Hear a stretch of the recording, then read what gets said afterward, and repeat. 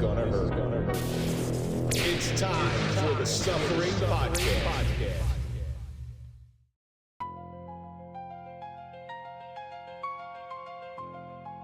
He was a storm dressed as a man, the kind that left broken branches wherever he walked. Yet every evening, he carried a single candle home in his hands. To the world, his shadow stretched long across the ground, but when his daughter laughed, even the darkness seemed to take a knee.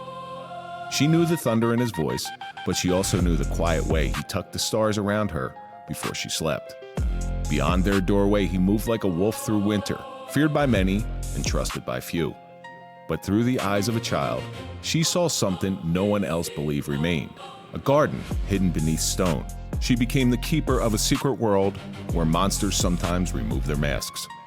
The daughter grew up learning that even in the roughest seas, they can hide reflections of the moon.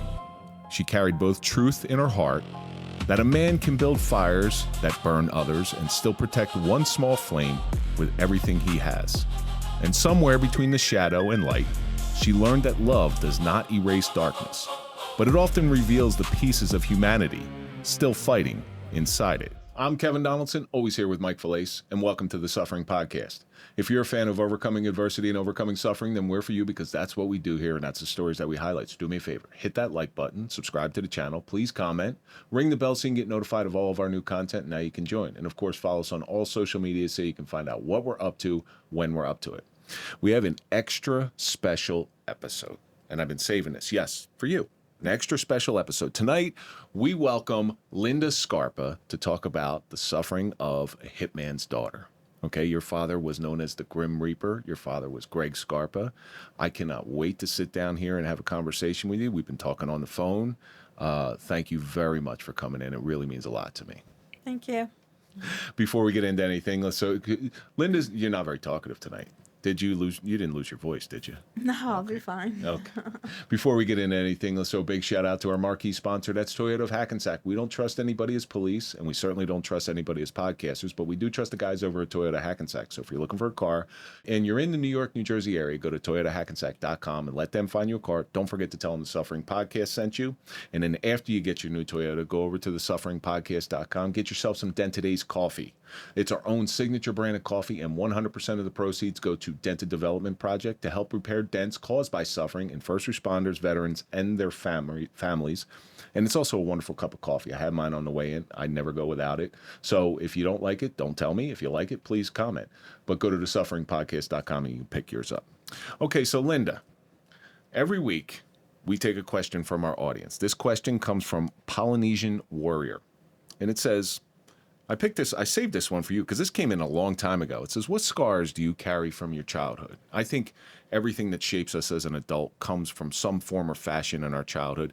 You had a very unique childhood. So I'm interested to find out how your scars carry on from childhood into adulthood. I feel that a lot of the trauma that I've been through as a kid definitely stayed with me throughout my life and is still with me today. If anything, has actually gotten worse as I've gotten older. And I thought it would get better as I got older, but it actually hasn't. Because as I get older and my kids get older, I find myself, alone more because I'm not caring for children anymore. So I kind of get in my head a little bit more. So, and I realize I don't have my brother here, and I miss my brother, and right now is the time where we should be enjoying our life together and stuff. So I feel that all the trauma that I've been through as a kid has left me in a state of emergency all the time. I feel like I'm in fight or flight all the time. All that trauma gets stored in your amygdala in your brain, and that's not really where it's supposed to be processed, okay? So there's parts of your brain that can process trauma, but you're in survival mode when you're in those particular situations. So the body just sort of shuts down and says, okay, what do I need to do to survive? And it gets stored right there. I always say that, you need to disk defragment your brain, right? So you're of the age where you remember you used to have to disk defragment your computer in order to make it run faster.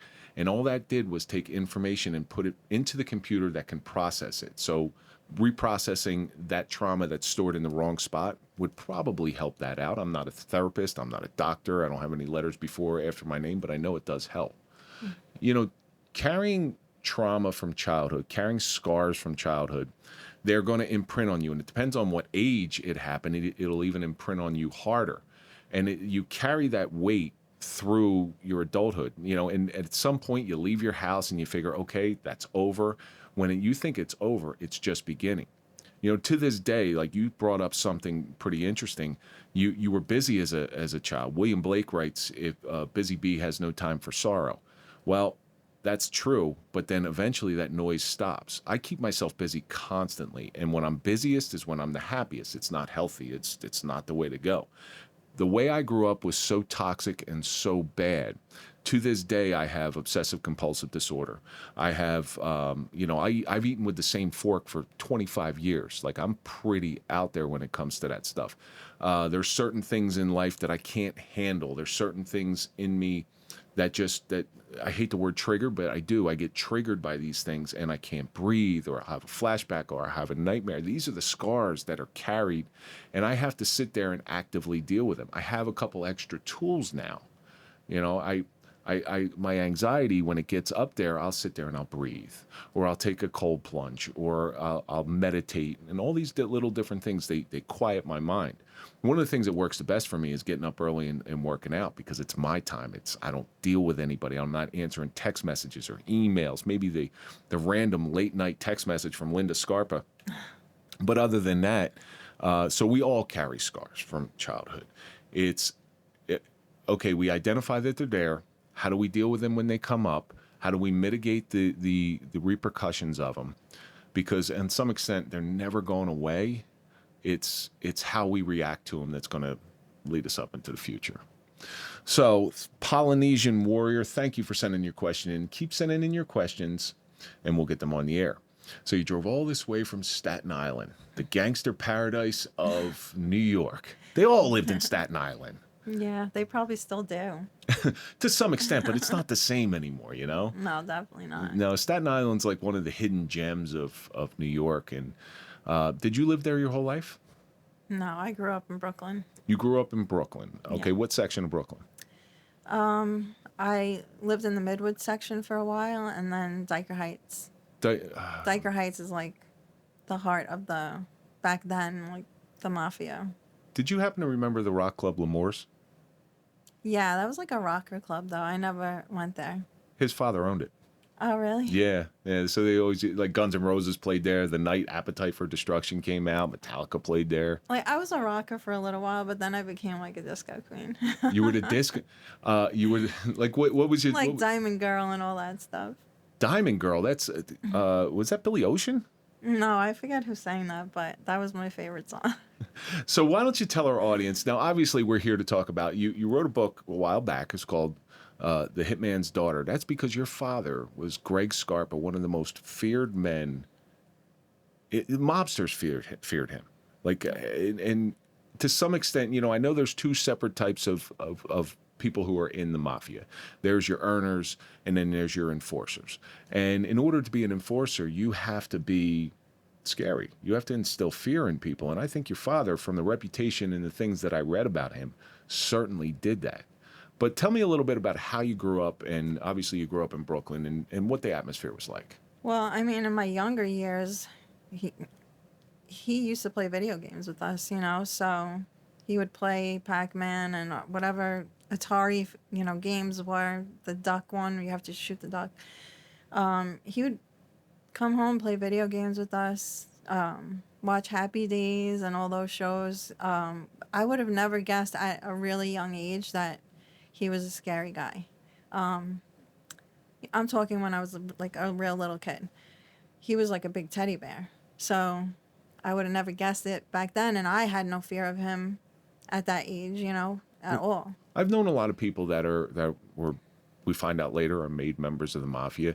But to me, the way I grew up in the late 70s and early 80s, these folks were fathers, right? They were coaches. They went to school plays and things. They're just people. Well, he didn't do that stuff. He didn't go to soccer games or baseball or anything like that. But I mean, he was there for us, for everything else. So how did your mother and father meet? So the story that they told me was they met in a, um, I believe it was the Copacabana. She was a lot younger than him, 20 years. So from what I understand, he said that as soon as he seen her, he fell in love with her. Well, did he have, when your, I don't know how much you got a chance to talk to your mother about this. There's an allure to somebody that is of that prominence in that lifestyle. Like they're not everyday people. They are everyday people in some aspects, but they're not everyday people. They carry a weight. Because I remember when I was a kid and I would see these guys, you knew that they were serious. You didn't know why they were serious, but you knew they were serious. And I watched women gravitate towards these guys, almost like an aphrodisiac. I don't know whether it was the power or whatever it was. Well, I mean, even in the 80s when it was like, for me, I was too young to know what my father was like when my mother met him. I wasn't even born yet, right? So, but when I was old enough to like really understand and be around him and his friends, I mean, they definitely had, a way about them. Of course. And the women definitely wanted to be with them. Like, It's it was crazy. crazy. It's crazy because it's a lifestyle that they know about. These women, they know that what the deal is, and yet they still somehow they know it's a dangerous lifestyle and it's a non-sustainable They know lifestyle. exactly what it is, and they didn't care. Just like my mother knew what it was, and she still continued to have children with him and the relationship with him. And I believe one of their first dates was him having to go kill someone. So she seen what she saw, and she still stayed. There's that great scene in Goodfellas where, Henry Hill beats, and I know Goodfellas is half bullshit, but he beats the guy right in front of his girlfriend, who then becomes his wife, and she saw the violence pop out of him, but still stayed with him anyway. It speaks to the allure of these people and the allure of that lifestyle. Interactions with sexual assault victims are on the rise. Yet training remains scarce.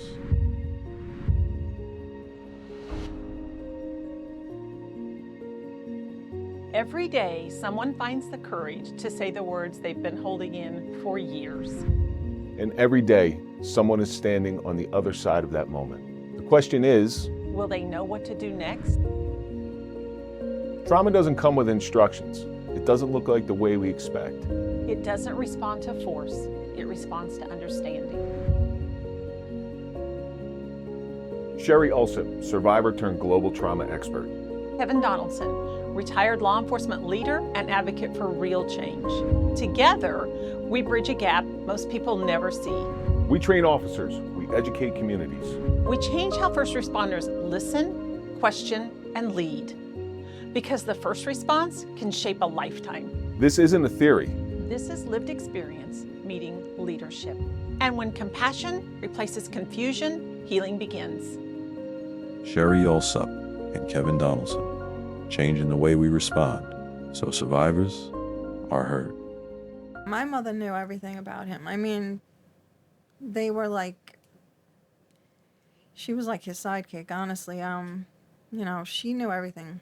She was with him in Mississippi when he went to find the 3 bodies of the civil rights workers. She went to Mississippi with him, knowing what he was going there for. So she knew everything. So, and your father, and I want to get into this a little bit later, but your father is recently portrayed by Mark Wahlberg in a movie called By Any Means, which should come out in just about the time that this episode airs. So that is true? That movie?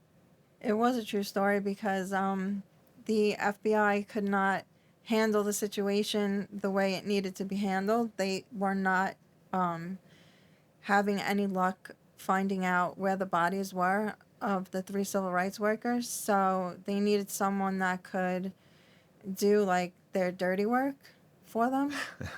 So my father went down to Mississippi with my mother and interrogated, I guess, one of the leaders of the Ku Klux Klan and got the information as to where they were and found them. So he's working with the FBI. Yeah. That's crazy. And, you always heard stories about gangsters and mafia guys working with the FBI, is as far back as Charlie Luciano in a prison cell help when the Allies landed in Sicily. He helped them land and knew the places and knew the safe houses and knew where to go. And then the government kind of screwed them because they deported them anyway. But that God, you know, sometimes in order to catch a criminal, you got to send a criminal, right? So getting back to your childhood, you know, he was just dad to you. He was this important guy. He almost lived like this dual lifestyle where he comes home and you're his daughter. You're his little Italian princess. I mean, he's got to be like over the moon in love with you. When's the first time you realized that he was a serious guy? I was going to school. Well, we would get driven to school every day by car service. And I had a driver, the same driver all the time, take us to school. My brother was sick. I was alone that day. He made a detour into the park, Prospect Park, and he attempted to rape me. The driver? The driver, yeah. Okay. So I told him that it didn't have to be this way, that, you know, we could go someplace after school, that, you know, people would be looking for me. And I had to, like, really make him believe that I was into him, you know, and needed, you know, and didn't have to go down this way. So he believed me. So, yeah, when I went to school, I called my mother, and I literally still shake from that. She picked me up, and I was, like, disheveled. And my father found out, and they beat the guy up. But then I didn't want to go to school anymore, and I was, like, done. I was not wanting to leave the house. So my father went and killed him, and then came home and told me that I was okay and I didn't have to worry about him anymore. And I said, no, I do. He's going to come after me again. And he said, no, you don't need to worry about him anymore. He's gone. And I said, what do you mean he's gone? And he's like, he's gone. And I just, like, sat there, and I was like, gone wow. Where? To California? You know? Dead. You know, dead. He killed him. Yeah. And, you know, as a young girl, a sophomore, like, I felt so many mixed emotions about that, because I didn't cause that, but I felt like, oh my God, did this guy die because of me? But meanwhile, it was because of what he tried to do to me. So I lived with that for a long time as just a young girl. But that to me, it makes me shaking. To me as a father, okay, and I'm not justifying killing somebody. However, to me as a father, that humanizes your father, okay, because you're daddy's little girl, all right? I'll tell you a quick story. When my kids were little, I mean little, like 4 years old, there was a guy, and I knew he was always drunk or high or something. And I lived on a small back street, 25 miles an hour. He would zoom up and down going 40, 50 miles an hour. So one day I grab him and I say, hey, look, can you just slow down? I got small kids, you know? And he didn't do it. He kept doing it. So the next time I grabbed him, I said, look, let me explain something to you. I love my kids more than I love my freedom, okay?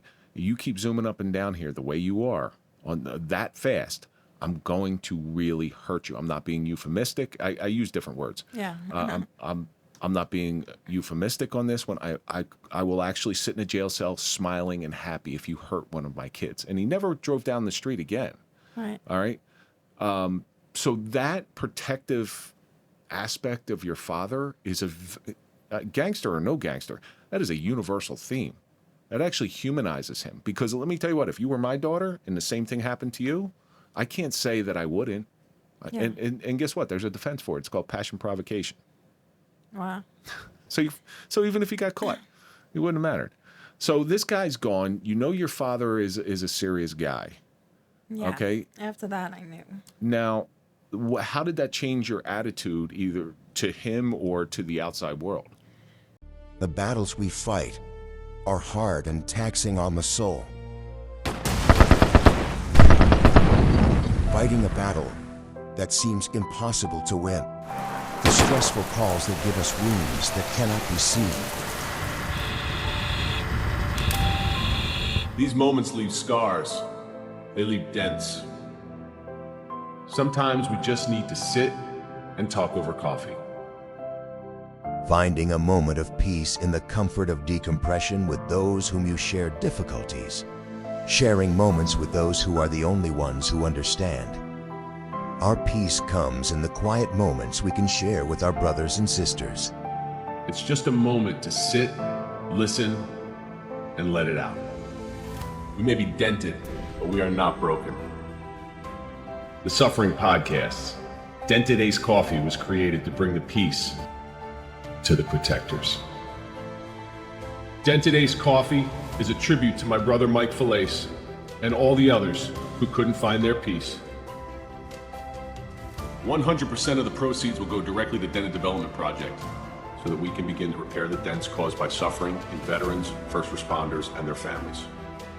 The Suffering Podcast's Dented Ace Coffee. Get yours today by visiting thesufferingpodcast.com. I almost had to like adapt to my surroundings. Like I had to accept it, right? So how does a young girl at my age, sophomore, accept the fact that somebody just got murdered? I couldn't explain that to you, but I had to adapt to my surroundings. Yeah, and plus you can't tell anybody. It's not. Did you open your mouth at all? No. Yeah, I mean you're holding this secret as a young lady. Yeah, I mean I didn't even know it had to be a secret. I was young. I'm like, I didn't want to tell anybody that. Yeah, my dad. Imagine that conversation. Yeah, my dad kills people. What's your dad do? Yeah. Oh, he's an accountant. Oh, okay. Yeah. I knew that he was different, but especially like in high school, but I didn't know to like that extent. You know what I mean? So that was like an big eye opener for me. As far as like what he was capable of. What was your dad's official profession that he told everybody? Well, we had to do a school project once, and I needed to fill out like your father's profession. And I went home and I said, Dad, what do you do? And he said, oh, just put I'm a professional gambler. I go, a professional gambler? Okay, I don't know any different. And I went to school with that paper that said he was a professional gambler. That's what he told me he did. And what was the teacher's reaction to that? They didn't really have much of a reaction. I think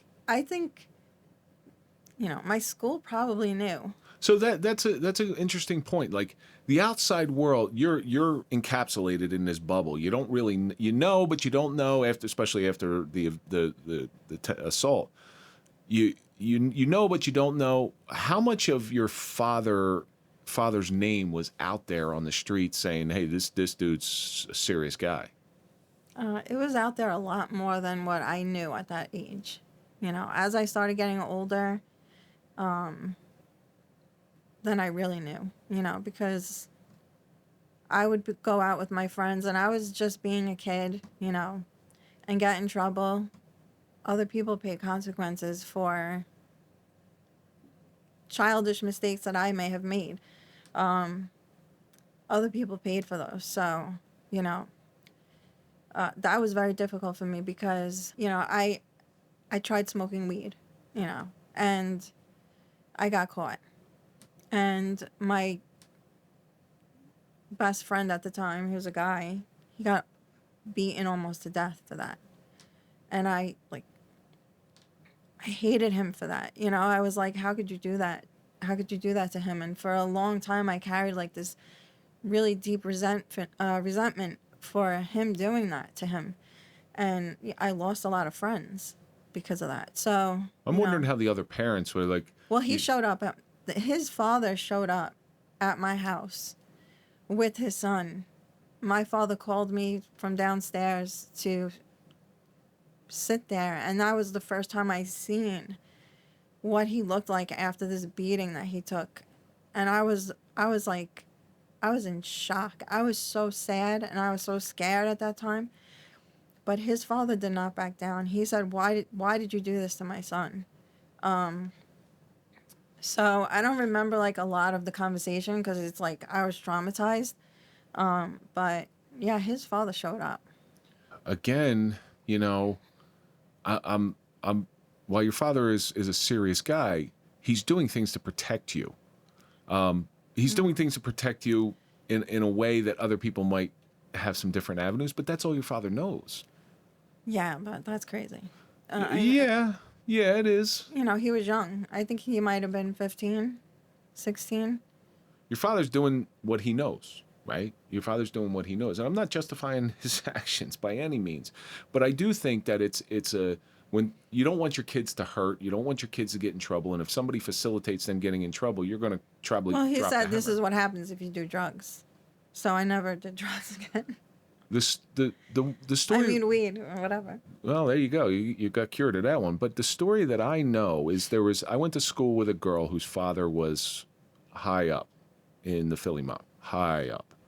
And she was gorgeous. I mean, she was drop dead gorgeous, but nobody would go around her because her father was this guy. And everybody knew it. Everybody knew it. And I felt bad for this girl. She was a nice girl. Okay. I felt really bad for her because, you know, the sins of the father sort of have a way to work down. And you're saying you lost friends because your father was Greg Scarpa. Yeah, I lost I lost a lot of friends growing up. It also was not really that easy for me to date because people did not want to date me. I wouldn't go anywhere near you if I was in high school with you. My friends were twins, and they were beautiful, you know. And when we would go out together, you know, guys would always be coming up to them, and I would feel like, what's wrong with me? I had like this complex that, was something wrong with me. And I actually said to my father, like, what's wrong with me? Like, am I ugly or something? And he said to me, do you not know who your father is? Like, are you not understanding this? And I'm like, what does that have to do with what I just asked you? And then I realized what he was saying. So that's where the tipping scale for me kind of goes over, where, you know, he's doing these things to try to protect you, but by doing that and being so heavy-handed in the way that he did it, he did the thing that he was trying to protect you, which was hurting you. He doesn't want you to be hurt, but he's hurting you by his actions. And that's the delicate balance of being a parent, right? You want to protect them, but you don't want to hurt them. But you had to live through that. I lived through a lot. So, you know. Did he have to approve of anybody that dated you? Yeah, if he didn't like somebody, there was no way, you know. Would he intimidate him? Yeah, like this one guy, he had like, remember when tails were in, the little tail? He made him cut it off. He was like, you cannot date my daughter with that thing on your head. So. Do you know where your father was in the hierarchy of the Mafia at this time?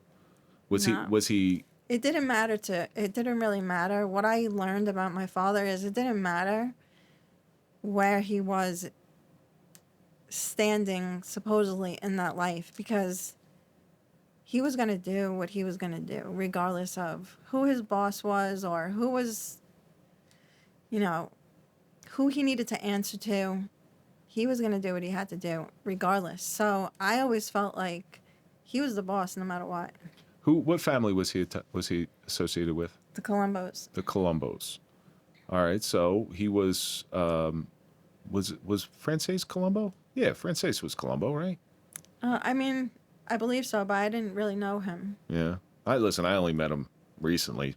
I really just knew the guys that were associated with the Wimpy Boys. You know, the guys that went to the club every day. The Wimpy Boys. Okay, you gotta explain the Wimpy Boys a little bit better. What is that? I see it all over. I know you have a page, the Wimpy Boys Social Club. Yeah. Explain that. I don't know how exactly it came about, but it came about somehow, and the club just started to be called the Wimpy Boys Club. And I think it was just like a joke, because they were everything other than wimpy. So the name just stuck, and it was the Wimpy Boys. Where was it? On 13th Avenue. And they just went there. That was their social club. It's like the Ravenite or something like that. That was their club. That was my father's club. He had his room in the back. And they hung out, played cards, stood outside in the front, took the sun. It was just like a regular hangout. Was there any law enforcement that hung around? Any involvement there? I never really seen any law enforcement there, but I wasn't there every day. So, like, Did they come to the house with search warrants or anything like that? I mean, a few times I remember that happening. Your father did some stints in jail. Okay, he would get picked up here, picked up there. Were you around for seeing him getting put in handcuffs? I remember when I was real young, he got arrested, and a police car pulled up next to my car, my mother's car. I was in the back seat, and they were like waving at me because I was a cute little girl in the back, and I started yelling at them that you hurt my daddy, you hurt my daddy, because that's what I saw. Mm-hmm. So my mother's like, oh my God, don't, she doesn't know what she's saying, you know, I'm sorry. But I was like, no, you hurt my daddy. That's what I saw. So Towards the end of high school, you start getting, you know, you're a woman now, and you see your father's this dangerous guy. Did you ever try to separate yourself from him? I wouldn't say that I actually like tried to separate myself. I always wanted to, I wanted to be like a part of his life always. But I did get married very young because I did want to get away from the household. So, but I didn't want to like get away from him, say, oh, I never want to see you again. Like, I really loved my father, but I also was very conflicted. I just had so many things that were conflicting, like in my head, even still today. I wouldn't say that I tried to separate for good, but I did try to have some separation. You were looking for what? You were looking for a normal life? For sure, yeah. I wanted to just like, number one, I wanted to be a mother, and I also just wanted to have some like normalcy in my life because I felt like I was being very controlled in a way, if that makes sense. Mm-hmm. Not that he tried to like totally control me, because when I was around 20 years old, like 19, 20, like he kind of let go of the reins a little bit, but I still was feeling like I wanted my own space and I wanted to get away from that whole, you know, the whole scene of it. I couldn't take it anymore. It was just a lot. I guess there's some part where you may see it as, hey, listen, I'm protected. And I've watched this. So like the kids of some mobsters, they were brats because they knew they could get away with anything and nobody's going to touch them. I was a brat for a little while. You know, I did some stuff that I thought was funny, but it wasn't like to hurt anybody. Like, me and my friends, we would go out, and I've talked about this before. Like, I would take one of his friends' cars, you know, and just like drive around. I mean, so I was a brat like that, but I wouldn't say I was a brat where I would purposely try to hurt anybody, you know, or say, hey, I never said, hey, do you know who I am? Even when they wouldn't allow me into clubs, because I think it was because of who I was, because Pastel's nightclub knew who I was, and they would always give me a hard time when I would try to go there.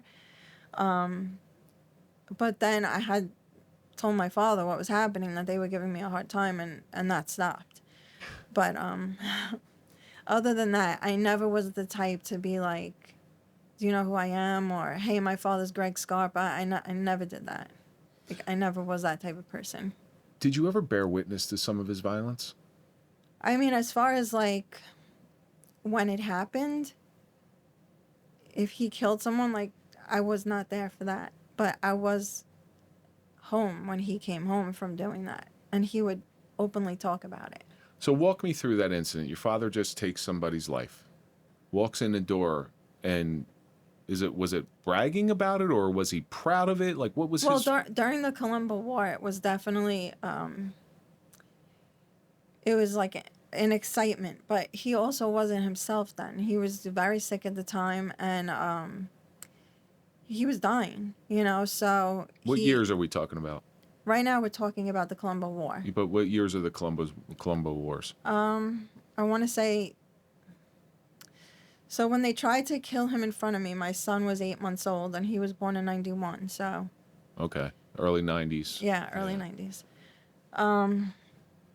So he killed someone, and he came home, and he was, like, so excited about it. And I was sitting on the couch with my brother, and we were just sick to our stomachs. Like, he was talking about it so openly, what happened, what he seen, and... You know, I don't even know still to this day how I even made it through those days, because I was sick every single day. And I said to him, I said, Dad, you know, I'm really scared that you're not going to come home one day. Like, can't you stop what's going on? Like, can't you stop this? And he said, are you crazy? Do you know who I am? He goes, nobody's hurting me. No one's going to hurt me ever. And I was like, but Dad, you don't know that for sure. Like, I don't want you to not come home. And this is how I was living. Like, every day when he walked out of that house, I was afraid that he was not going to come home. And I was going to hear about him being killed, or, you know, the stories that he said would happen to him. Like, I shake from this conversation. It's crazy because I feel so shaky, but it's just a lot of trauma. It's a lot of trauma. And during that time, I was just so scared that he was going to get killed, you know. And I was afraid for us too. I was afraid to be in the house. I was almost killed when they tried to kill him, in front of me. How did they try to kill him? They ambushed him on my block, and I was like pulling out of the parking space right after he pulled out. So I botched their whole plan. So they had to now get out of the car to try to kill him.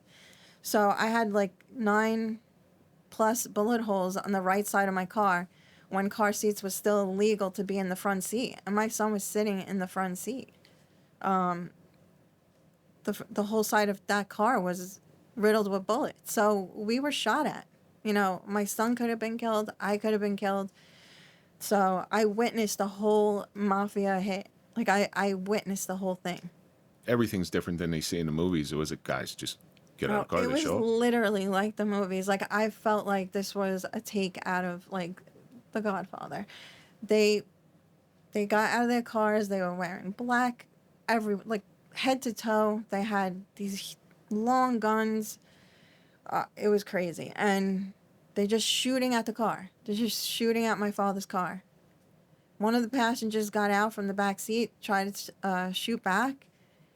And I am not lying when I say this. I literally seen, the DAs back then, the big hair. You literally seen the bullet just go through his hair. And he yelled out like, oh shit. Like, he must have felt that. And he jumped back in the car. And miraculously, somehow, they squeezed through the stop sign and the big box truck that blocked the street. The sides of the car had to come off for them to get away. I mean, that's how little space there was. But they got through there, and my father was freaking out, from what I understand.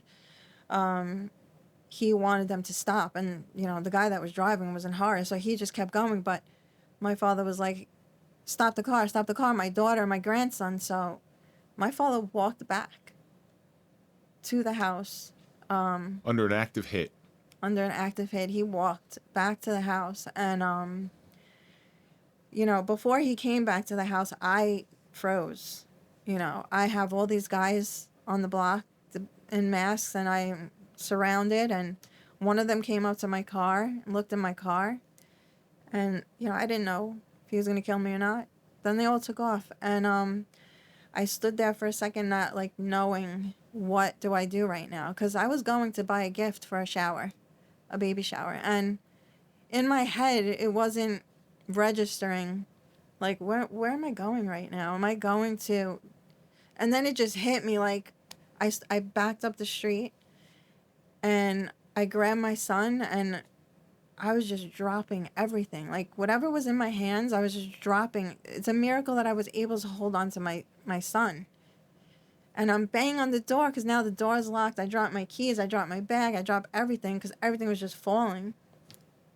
And I'm banging on the door's locked, and my mother comes to the door, and I just, drop my son into... I just dropped my son into her arms, and she's like, what's happening? What's happening? And I said, they just killed Daddy. I think they just killed him. And she's like, what? And I'm like, I don't know if he's dead. I don't know what happened. And I could hardly speak. I could hardly speak right now because when I talk about it, it brings me back there. But he walked through the door, and he was in tears, and he was so relieved to see that we were okay. And he literally broke down. Like, he broke down for a good couple of minutes. You know, he kissed the baby. He was like, he squeezed him, and then he lost his shit. He lost his shit. Like, he went from, you know, crying to basically saying, they're all dead. They're all dead. Like, and after that, I swear to God, you know, if I say this with truth, and I've talked about this before, he literally went from, like, tears to completely dead stare. Dead stare was gone. It was like he was gone after that. It was a mission to kill every single person that did this to us. And that's what he wanted to do. So knowing how the duality of your father able to switch emotions so fast like that, do you think, if you had to guess, do you think he was a sociopath? No, I don't think that. But at that moment, I mean, not knowing, don't forget, he didn't know if we were shot at, if we were killed, if we were still alive. So when he seen us, that whole emotion of the fear that he had before he walked in the door, not knowing, and then seeing us, that we were okay, we weren't shot at, we weren't injured, all that fear turned into anger. And it just like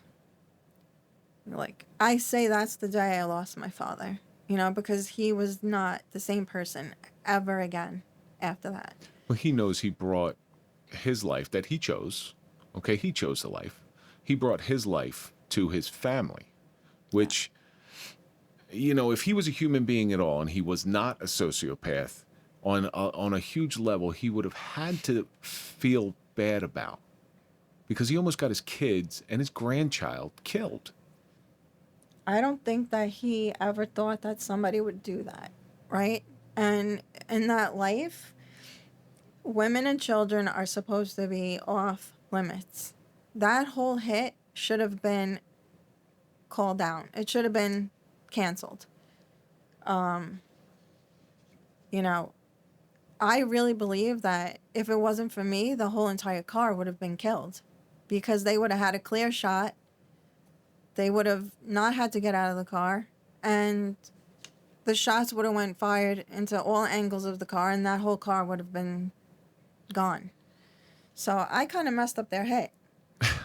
Or you can look at it this way. You actually saved your father's life. 100%. Your father, how many kills was he associated with or thought to have been participated in? I mean, the numbers are ridiculous, what they say. I mean, even one is too many, okay? I'm not going to sit here and say, oh, he didn't do 50, he only did 10. Whatever it is. 10's a lot, yeah. I mean, whatever it is, it is. I don't know the exact number. You know, I never really, like, searched it. Well, I've read ranges, that's why. Yeah. But again, you know, I knew the prosecutor who prosecuted Richard Kuklinski, the Iceman, okay? And Richard Kuklinski was a bad guy, right? He was a really bad guy. In prison, they did the Iceman interviews saying that he killed 200 men or 200 people. But the problem with that is the prosecutor says, nah, Bobby Carroll, who lived in the town I worked in, he said he killed a lot of people, but it was probably closer to 25. He did 200 in prison because it upped his credibility in prison. And I was wondering about if you had any inkling, you know, because I've heard ranges from 100 to 20 to... That's insane. Anything over, like...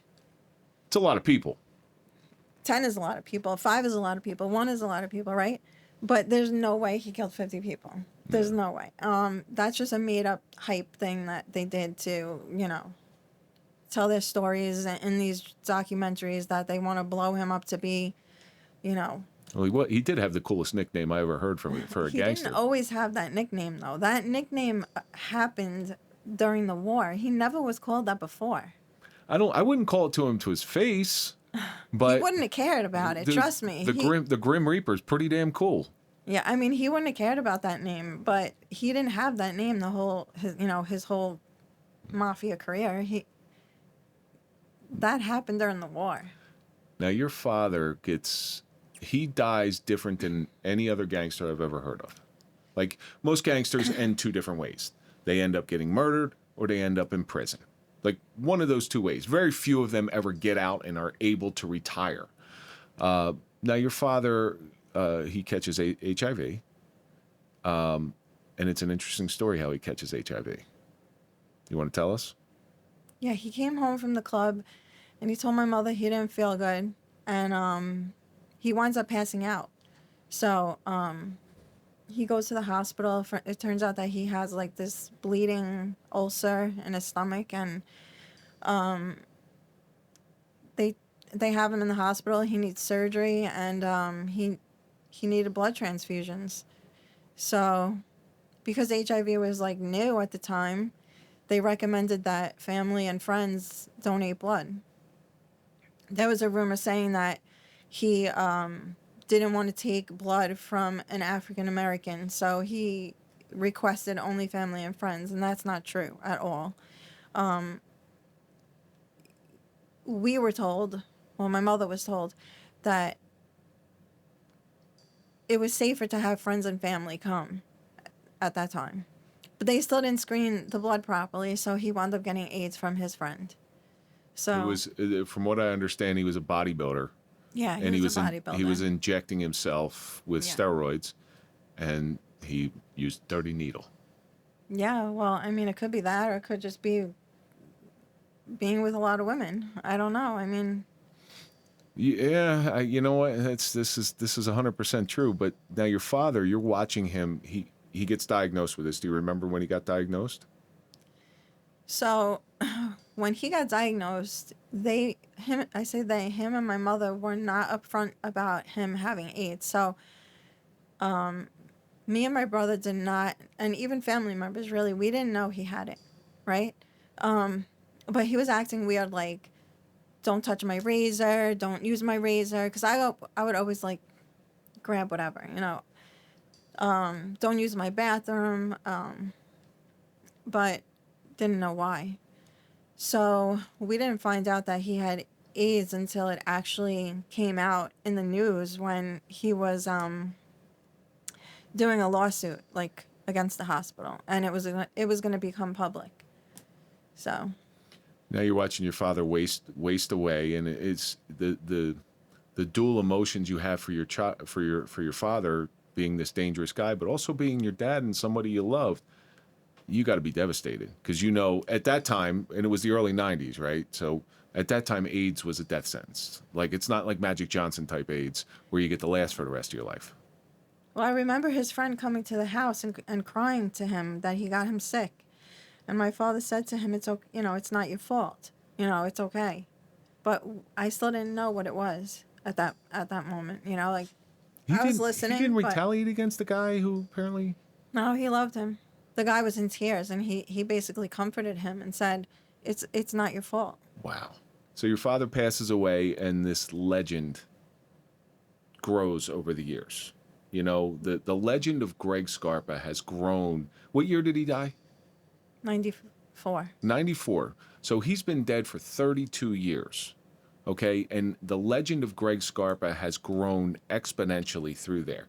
You have people coming out of the woodwork who nobody knew him the way you knew him as a loving daughter. What do you and I take all the stories with a grain of salt. People coming on shows and talking about it. I take them all with a grain of salt because they're trying to sell. What do you think about this stuff? Because I can imagine most of it's not true. Maybe 15, 20 years ago, like, I would always fight back and say, no this, no that. But I just got tired of fighting. Like, I just didn't feel like I needed to prove anything to anybody anymore. Like, I got to a point in my life where I just stopped fighting with ignorant people that, make up these rumors for whatever their reasons are, to hype themselves up on a documentary or to get themselves out of trouble, to blame my father for their actions. I just started to ignore it. But, I get a lot of people that say to me, oh, you sugarcoat. I don't sugarcoat anything. Like, my father was who he was, okay? Do I like what he was? No. I wish he was like a mailman, right? anything but what he was. Like, people say, oh, but I'm sure you like the money. No, I would rather be poor and have my family back than to have lived that life. Was it fun at the time? Like, before all the, the murders and stuff that I was starting to, like, realize all this stuff was happening? Yeah, it was fun to a point, getting special treatment when you walk into a restaurant. Yeah, all that stuff is fun, but big deal. Who needs that? You know what I mean? I'd rather have my normal life, like my friends had, just a normal life. I didn't want none of that shit. I really didn't. The one thing I'll say about your father is he seems to have been very unapologetic. He was, like you said, he was who he was. He didn't apologize for it. He owned it, and he didn't try to. We all put on masks, right? Yeah. We all put on masks to make people think that we're something that we're not. Well, he didn't do that. He didn't do that. He wore what he was. And I got to tell you, he owned it. As bad as that the stuff is that he did, at least he owned what he knew who he was. How many people in this world I'm going to go here and find myself? Your father knew exactly who he was. Yeah, no, he knew, and he told us we needed to accept who he was. Because, there were times that, like I said, when I said to him, I'm scared something's going to happen to you, and he was like, listen, this is who I am. Like, you need to accept this. How am I accepting that? Like, I can't, it's so hard to explain, especially as I got older.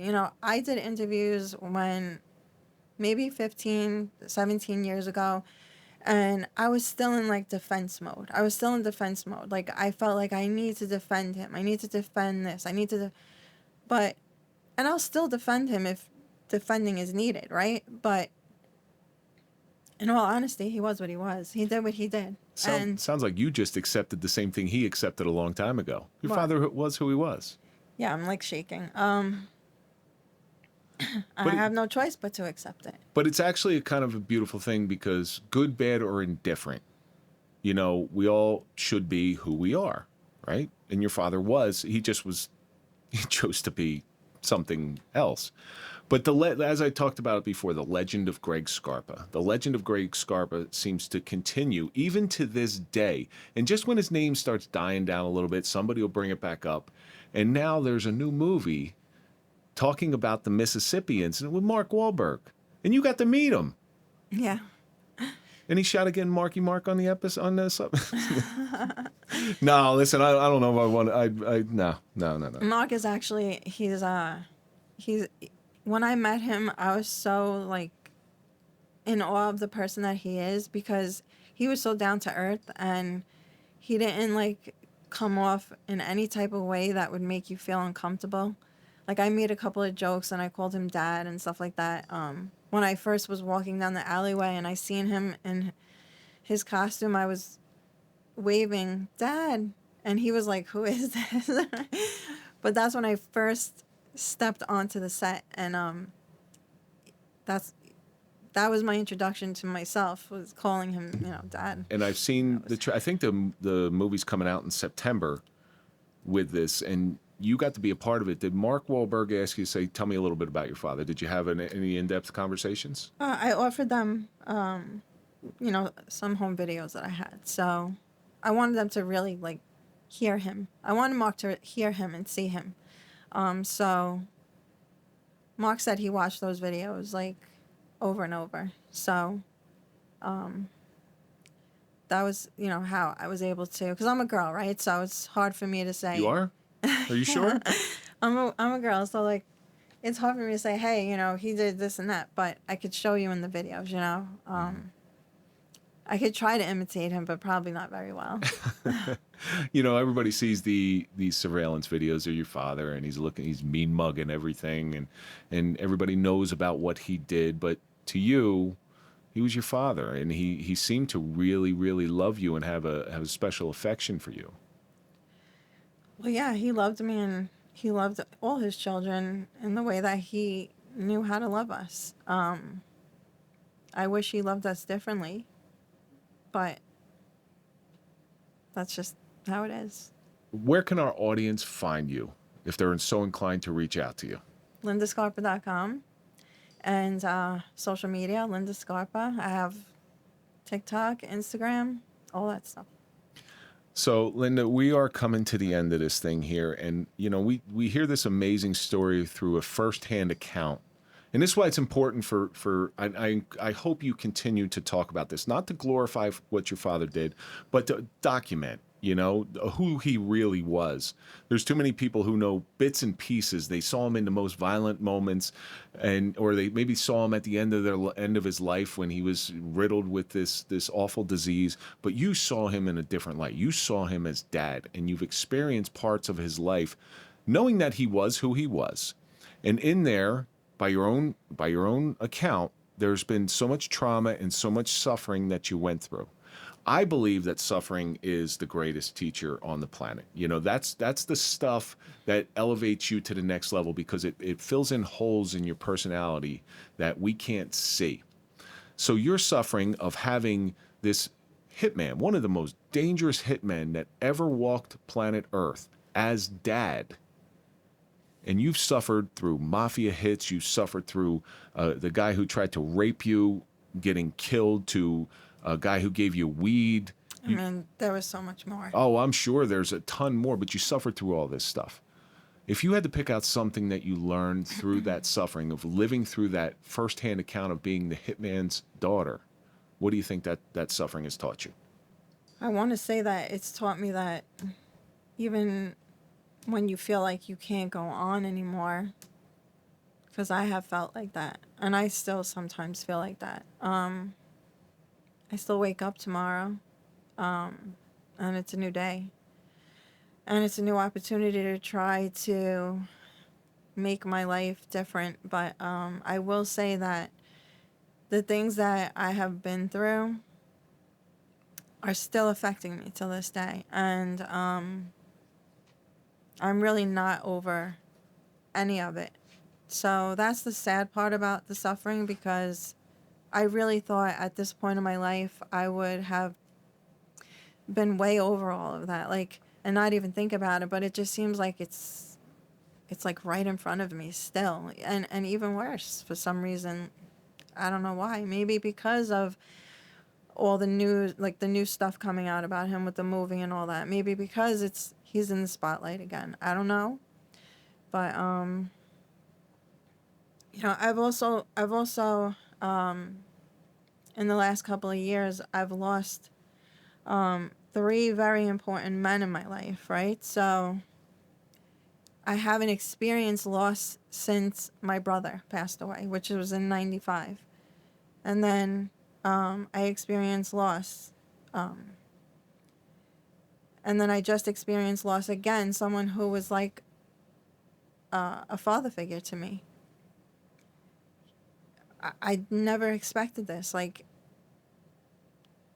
Somebody I loved very much. And I just lost him last April. And I want to say that traumatized me all over again. Losing my brother-in-law and then losing him traumatized me all over again, because now I had this sense of security again, what I haven't had in a long time. And I had this sense of security with him, and I worked for him, and he was like this father figure, so I haven't had that father figure, right?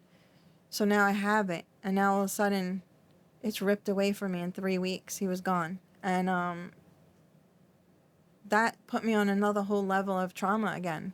And I'm still trying to recover from that, which I have not been able to. So I think we all need to take a page out of your father's book. Just be who you are. I don't even know who I am at this point. I find peace in talking about my trauma. That's how I find peace. I and every time I talk about it, the trauma has less of a hold on me. By you coming out and giving these interviews, maybe that trauma will have less of a hold on you. You get it off your chest. It almost normalizes it with you, or teaches you better ways to deal with it. Okay, I dealt with it good this time. I dealt with it bad this time. And maybe someday, you'll just be Linda Scarpa. I hope so, because right now I'm just winging it. No, you're doing fantastic. Well, Linda, thank you so much for coming in. I really do appreciate it. I appreciate you having the guts to talk about this stuff because most people would just hide away. But you know what? I think it's time for you to own it. And you're doing a great job. Thank you. And that's going to do it for this episode of The Suffering Podcast, The Suffering of a Hitman's Daughter with Linda Scarpa. And let's think about all the stuff that we learned. You know, even bad men and criminals are fathers too. I got to tell you, the Grim Reaper is a pretty cool nickname. We don't want to hurt our children, but we often do. We can't choose our parents. Be careful with believing any rumor that you hear. The past often echoes, but most importantly, and I love this, good, bad, or indifferent, your father exemplified this. Just be who you are. So that's going to do it for this episode of the Suffering Podcast. Don't forget to go to popple.com, put in the code TSP20 for a 20% discount on your digital business card. Follow us on all social media. That's Instagram, Facebook, LinkedIn, TikTok, Clapper, OnlyFans.